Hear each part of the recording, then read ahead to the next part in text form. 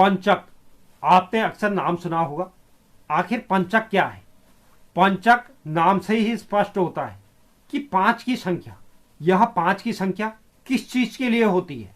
चंद्रमा का गोचर अलग अलग नक्षत्रों और अलग अलग राशियों में होता है, जिसमें से धनिष्ठा के तृतीय चरण पर चंद्रमा के पहुंचने से रेवती नक्षत्र तक पंचक माना जाता है। यानी कि चंद्रमा जब भी नक्षत्रों में गोचर करता है, हमारे 27 नक्षत्र है, तो चंद्रमा का जब भी गोचर धनिष्ठा नक्षत्र के तृतीय चरण में हो जाएगा तो यहां से पंचक की शुरुआत हो जाएगी। इसके बाद इसका अगला नक्षत्र सद्विषा है।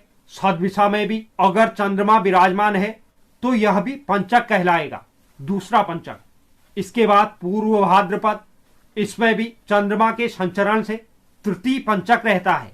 इसके बाद जब उत्तरा भाद्रपद में चंद्रमा गोचर करता है तो उस समय अवधि में चौथा पंचक रहता है। और जो अंतिम नक्षत्र है वह रेवती नक्षत्र है। अगर रेवती नक्षत्र में चंद्रमा गोचर कर रहा है तो उस समय अवधि में अंतिम पंचक चल रहा होता है। तो यह 5 नक्षत्र हैं जिनमें अगर चंद्रमा है तो पंचक माना जाता है।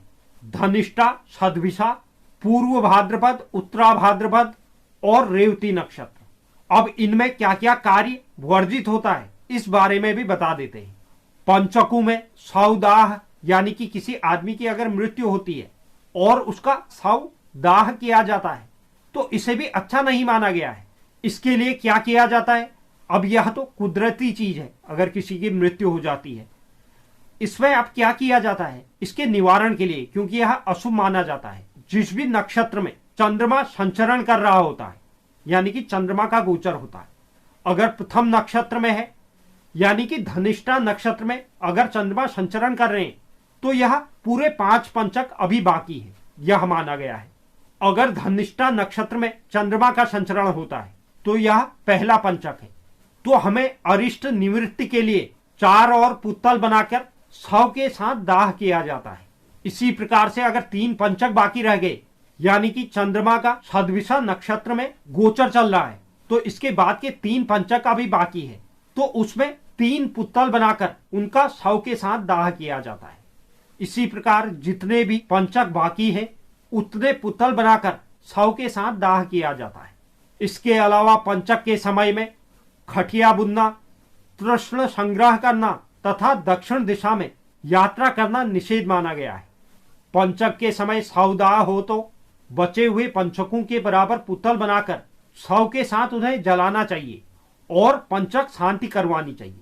तो यह आप जान गए होंगे कि चंद्रमा किन किन नक्षत्रों पर होने पर पंचक होता है, और अगर पंचक में किसी की मृत्यु होती है तो उसके शव के साथ क्या कार्य जरूर करना चाहिए, साथ ही पंचक में क्या क्या कार्य वर्जित होते हैं। इन विषयों पर यह एक महत्वपूर्ण जानकारी थी।